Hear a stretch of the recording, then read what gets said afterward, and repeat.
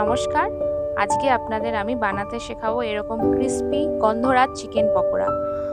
তো আপনারা দেখতেই পাচ্ছেন এটা একটু সাজানোটা কতটা সুন্দর হয়েছে। তো এটা বানানো খুব সহজ।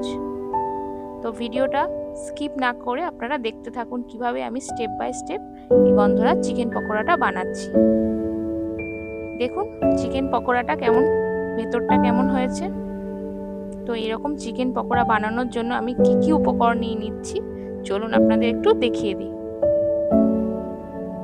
দেখুন আমি কি কি উপকরণ নিয়ে নিয়েছি। প্রথমে নিয়েছি এরকম চিকেন 200 গ্রাম মতো, এরকম দেখুন বোনলেস করে ঠিক মাঝারি সাইজ করে আমি চিকেনগুলোকে কেটে নিয়েছি। আর এদিকে নিয়ে নিয়েছি এরকম পেঁয়াজ একটা গোটা রসুন, একটু আদা নিয়ে নিয়েছি, গন্ধরাজ লেবু যেটা আসল লাগবে, নিয়েছি 3টে কাঁচা লঙ্কা কুচি আর একটু ধনেপাতা কুচি। আর এদিকে নিয়ে নিয়েছি আমি একটু বেসন আর কর্নফ্লাওয়ার। আর এদিকে নিয়ে নিয়েছি হলুদ গুঁড়ো, ধনে গুঁড়ো, জিরে গুঁড়ো, নুন, মিষ্টি আর কাশ্মীরি লঙ্কা গুঁড়ো রং হওয়ার জন্য। তা চলুন এবার প্রথমে মশলাটা বানিয়ে নিই। আমি একটা মিক্সার গ্রাইন্ডারের মধ্যে মশলাটা বানিয়ে নেব। প্রথমে নিয়ে নিচ্ছি রসুন, গোটা রসুন, নিয়ে নিচ্ছি পেঁয়াজ, নিয়ে নিচ্ছি আদা, এবার নিয়ে নিচ্ছি কাঁচা লঙ্কা কুচি। এখানে 3টে আমি নিয়েছি, আপনারা নিজেদের ঝাল মানে নিজেদের স্বাদ মতো ঝাল দিতে পারেন, কোনো অসুবিধা নেই। এবার একটু সামান্য জল দিয়ে পেস্ট তৈরি করে নিচ্ছি। দেখুন আমার পেস্ট রেডি হয়ে গেছে। একটা পাত্র আমি নিয়ে নিয়েছি, তার মধ্যে আমি চিকেনগুলো নিয়ে নিলাম।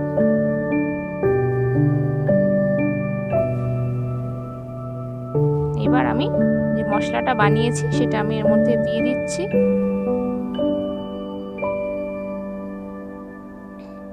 মশলাটা খুব বেশি জলজলে হবে না, বেশ মাখা মাখা হলে ভালো হবে।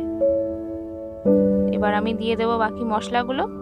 দিয়ে দিচ্ছি ধনে গুঁড়ো খুব অল্প করে, জিরে গুঁড়ো 1 চামচ মতো, সামান্য হলুদ গুঁড়ো, কাশ্মীরি লঙ্কা গুঁড়ো একটু রং হওয়ার জন্য, নিয়ে নিচ্ছি আন্দাজ মতো নুন,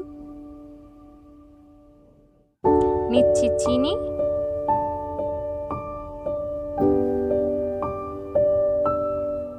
আর ধনেপাতা কুচি। আমি আগে ডিমটা বলিনি, এখানে একটা ডিমও আমি ব্যবহার করছি। একটা নিয়ে নিচ্ছি ডিম।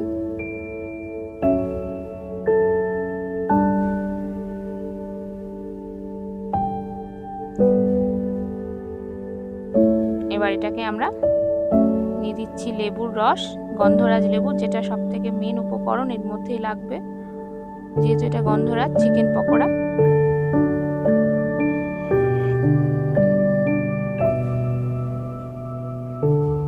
এবার এটাকে আমি হাত দিয়ে ভালো করে ম্যারিনেট করে নেব।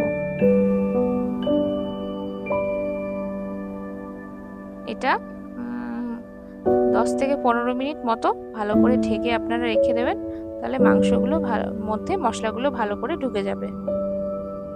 দেখুন আমি ভালো করে মশলাগুলোর সাথে মাংসটাকে মাখিয়ে নিচ্ছি চিকেনের সাথে।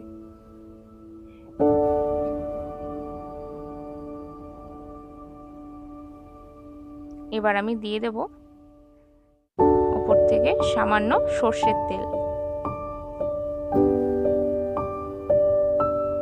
আবার আমি ভালো করে এটাকে মাখিয়ে নিচ্ছি। এটাকে আমি ম্যারিনেশনের জন্য কিছুক্ষণের জন্য রেখে দেব। আমার ম্যারিনেট হয়ে গেছে।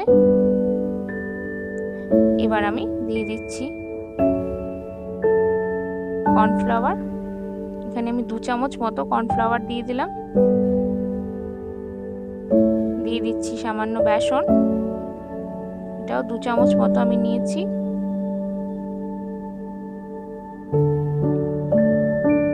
এবার আমি ভালো করে আবার মশলার সাথে কর্নফ্লাওয়ার আর বেসনটাকে ভালো করে মাখিয়ে নিচ্ছি।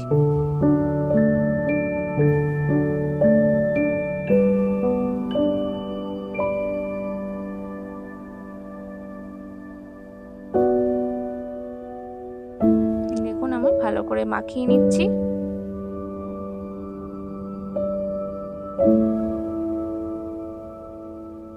গন্ধরাজ চিকেন পকোড়ায় খুব বেশি উপকরণ লাগে না।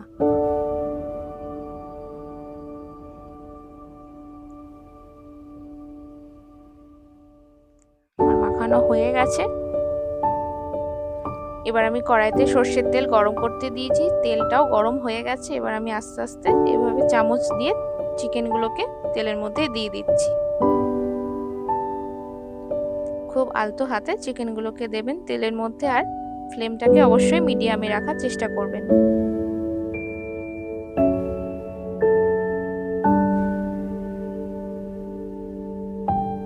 দেখুন এইভাবে আমি চিকেনগুলোকে,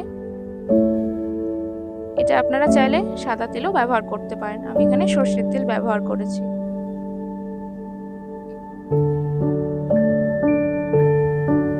এইভাবে আমি ছাঁকনির সাহায্যে হালকা হাতে নাড়ছি।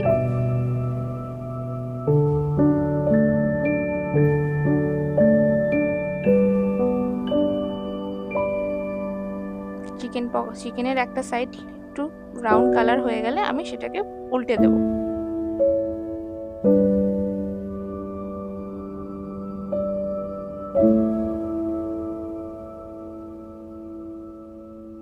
আমি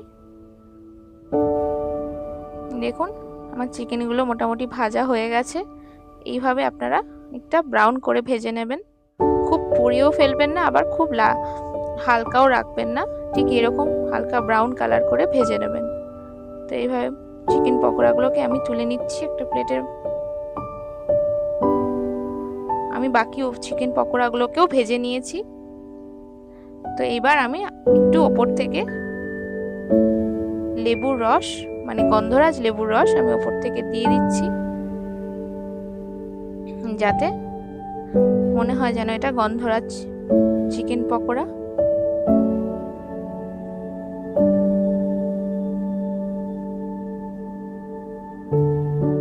তো আমার রেডি হয়ে গেছে, এবার এটাকে আমরা সাজিয়ে নেব। তো চলুন এইভাবে আমি চিকেন পকোড়াগুলোকে সাজিয়ে নিয়েছি। দিয়ে দিচ্ছি মাঝখান থেকে এরকম টমেটো,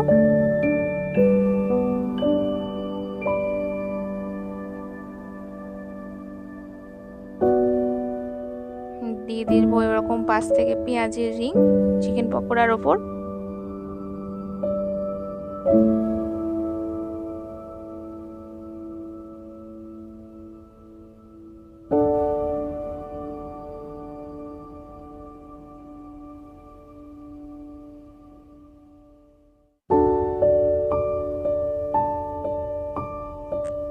এইভাবে আমি পেঁয়াজের রিং দিয়ে সাজিয়ে নিচ্ছি চিকেন পকোড়াগুলোকে।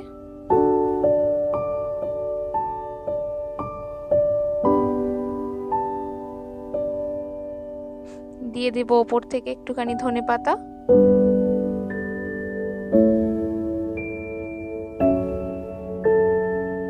আর দিয়ে দিচ্ছি একটু কাঁচা লঙ্কা কুচি ওপর থেকে।